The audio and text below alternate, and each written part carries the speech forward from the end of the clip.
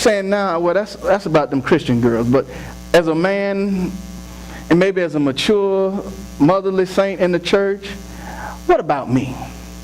How do I play into all of this? What does this have to do with me? Well, when you look at Titus 2 and 3, chapter 2, verse 3 through 8, you see that it's telling the older women to teach the younger women. Every Christian girl needs a teacher in their life. How do you think you become a Christian girl?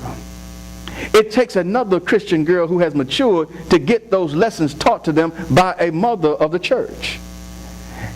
It's amazing to me that we have so many times where instead of you willing to teach that young lady, instead of you willing to teach that young girl what the right things to do and what the wrong things to do, what's the right things to wear and the wrong things to wear, what's the right things to say and the wrong things to say, and then also teach them how to love their husbands and their children.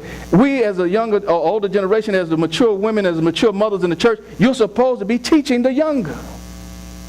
Teach them. Don't talk about them, teach them. Amen. You know, that's how we run the young ladies off from the church. Because we talk about them.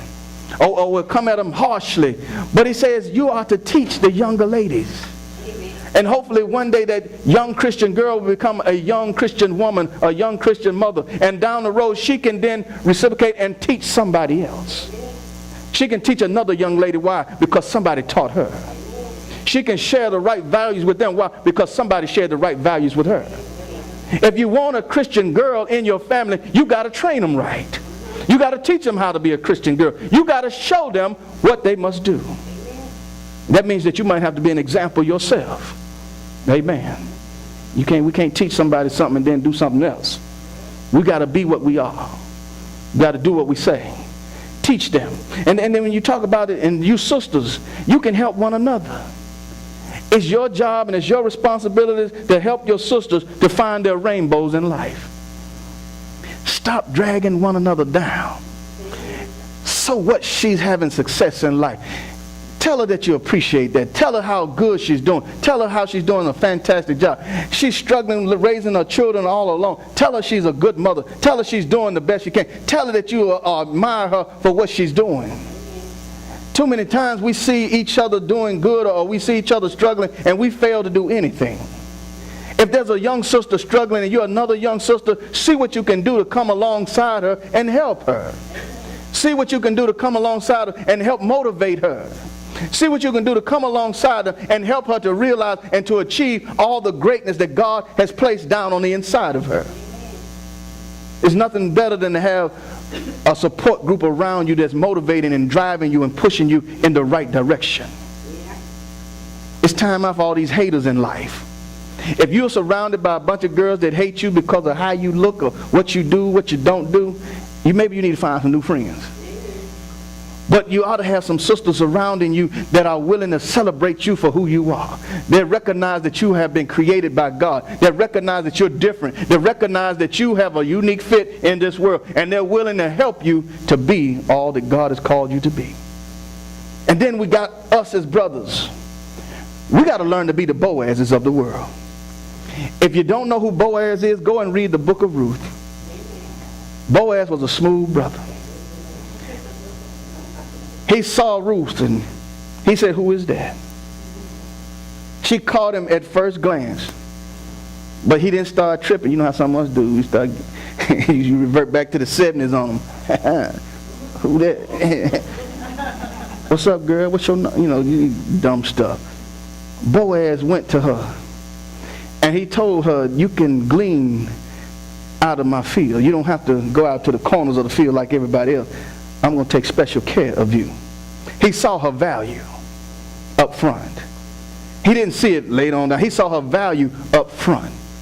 And then he told her, whenever they come in to get water, you can come with them. I'm willing to take care of you. But even in the middle of the night, Naomi told her daughter-in-law, you will go down there, and when Boaz is asleep, you go and lay yourself at his feet.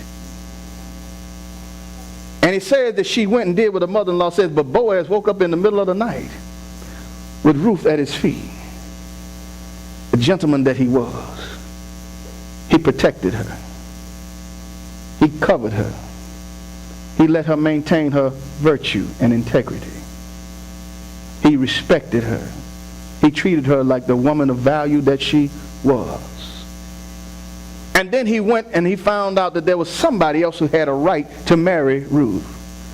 But Boaz went and he explained to the person, there's a price that must be paid for getting her.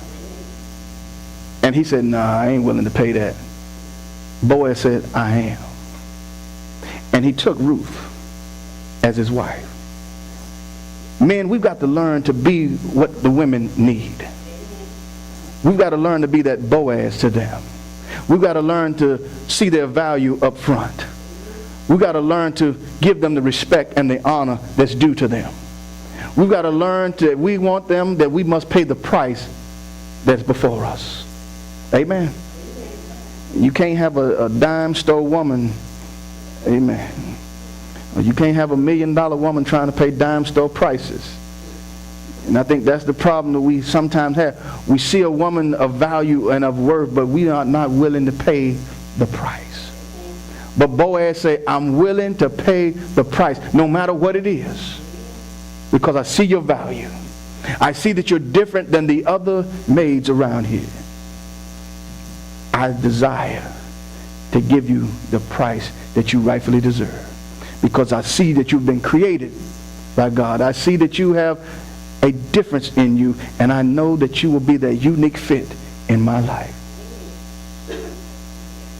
For the Christian girls and the people they love and the people that love them, your rainbow is realizing that you are created by God and that you are different and uniquely designed.